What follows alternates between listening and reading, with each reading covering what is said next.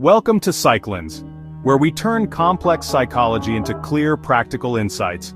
Today, we're exploring a question that's on everyone's mind. Can AI really replace your therapist? With technology advancing faster than ever, people are beginning to wonder if human connection in therapy is becoming optional, or if machines will take over what has long been a deeply personal process.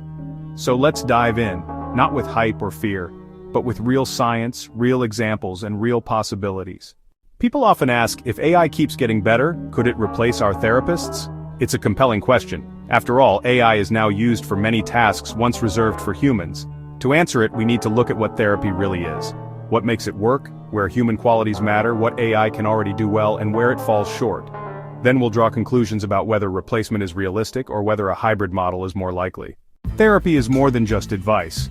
At its core are several common factors that research shows are strong predictors of whether a person benefits from therapy. These include the therapeutic relationship or alliance, trust, empathy, feeling understood, safety, and the possibility of real feedback and challenge. These aren't superficial niceties, they are vital mechanisms for change. Without them, even the best designed interventions can lose much of their power. Take for example someone named Sarah, suffering from moderate depression after a job loss. When she sits with a therapist, she doesn't just want someone who offers coping skills. She wants someone who notices her pauses, the tears she tries to hide, the way she tilts her head. She wants someone who says, "I hear you," and means it. Someone who remembers what she said weeks ago, recognizes recurring patterns, connects dots she hasn't seen yet. That ongoing human emotional attentiveness builds trust. It helps Sarah feel safe to explore difficult things. It's not perfect, but even imperfect human connection tends to matter enormously. What AI is already doing well bears acknowledging. Studies show that AI chatbots, conversational agents, and digital platforms can reduce symptoms of depression and anxiety, especially in people with mild to moderate difficulties. For example, meta-analyses and systematic reviews suggest moderate to large effects on depressive symptoms. AI systems rooted in methods like cognitive behavioral therapy, CBT, can help people reframe negative thinking, practice coping strategies, provide psychoeducation, help with mood tracking, and give reminders or structured exercises. These are concrete, measurable benefits. Also, for people in remote or crisis zones where human therapists are unavailable, AI can provide more immediate support and somewhat reduce distress. Still, the advantages that AI offers do not guarantee it can fully replicate what therapists do. One limit is emotional nuance. AI can recognize certain verbal cues or sentiment in text, but it currently lacks full access to nonverbal cues. Tone of voice, body language, glance, pause, micro-expressions. These often communicate more than words. Imagine someone says, "I'm fine," but their voice trembles, eyes redden, shoulders slump. A human therapist might ask, "I notice you said fine, but your body seems to tell another story. That's okay. Let's explore that together."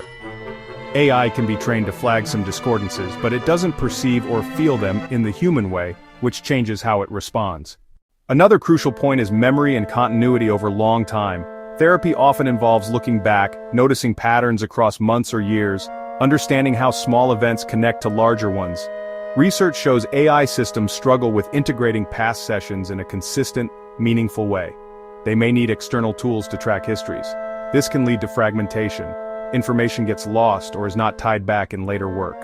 A human therapist builds a personal history of you, not just facts, but emotional maps, relational patterns, your style of communicating, your defenses, your blind spots. That scaffolding supports deeper change. Bias is another issue.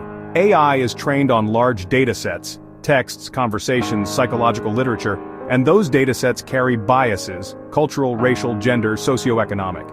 If AI does not represent or adapt to someone's cultural or social background, its suggestions may feel irrelevant, even harmful.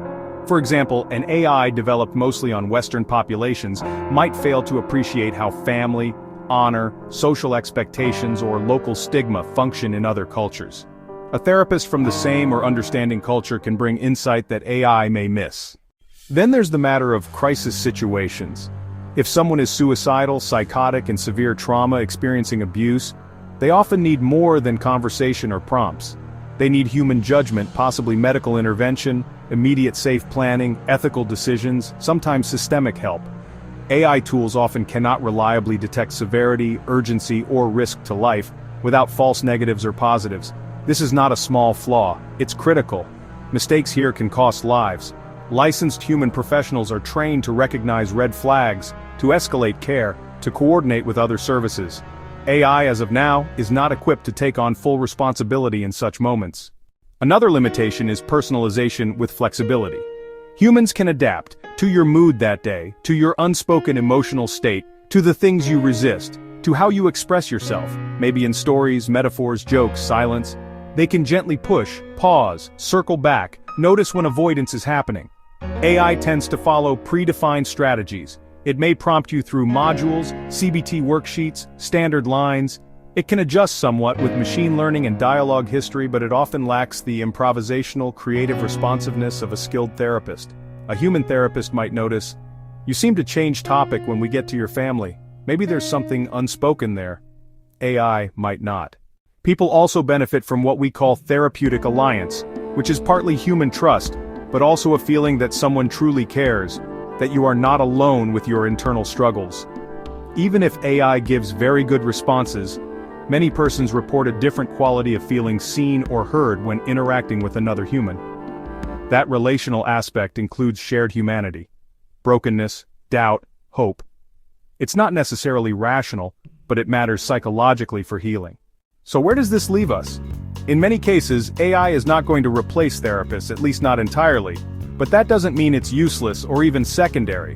Instead, the realistic truth seems to be that AI can complement therapy in powerful ways.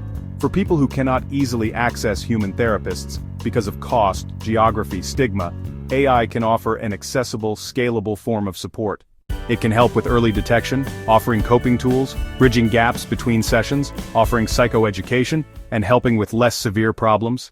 One real-life example, in conflict zones where human therapists are scarce, chatbots, friend in some studies, have been used to reduce anxiety, though not as much as full therapy sessions. The findings show that while traditional therapy produced larger reductions, the chatbot still offered meaningful improvements in anxiety levels.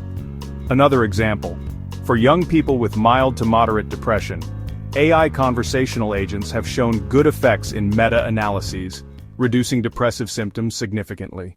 A hybrid model looks more promising. Imagine a system where patients see a human therapist periodically, but between sessions use AI tools to monitor mood, do exercises, reflect, manage crises. Or therapists might use AI as assistive tools, helping summarize progress, reminding of earlier themes, offering suggestions for interventions, but with human oversight. This could make therapy more efficient, wider in reach, more sustainable, while preserving what's unique about human care. To sum up, AI has a real growing place in mental health care. It can relieve strain on systems, improve access, help with early, less severe issues, act as a supplement, especially in underserved areas. But replacing human therapists entirely is unlikely in the near future.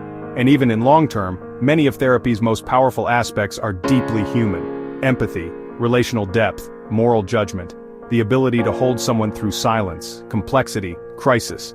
Treating someone is not just solving a problem, it's helping someone become more fully themselves, often through painful, awkward, messy work that requires more than algorithms. If you're considering using AI for mental health support, here's what to look out for. Is it transparent about its training and limitations?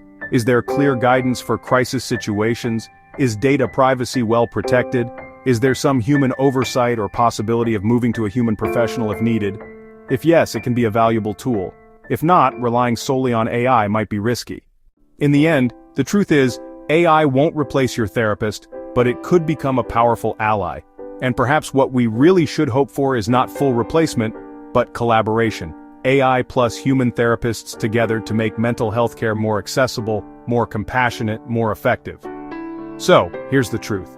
AI might become an amazing partner in mental health care, making support more accessible, less expensive, and available anywhere. But replacing the warmth, empathy, and judgment of a human therapist? That's a much bigger leap than technology alone can take. For now, and likely for a long time to come, the heart of therapy will remain human. Because healing is not just about solving problems, it's about being truly understood. And that's something no algorithm can fully replicate. At least, not yet.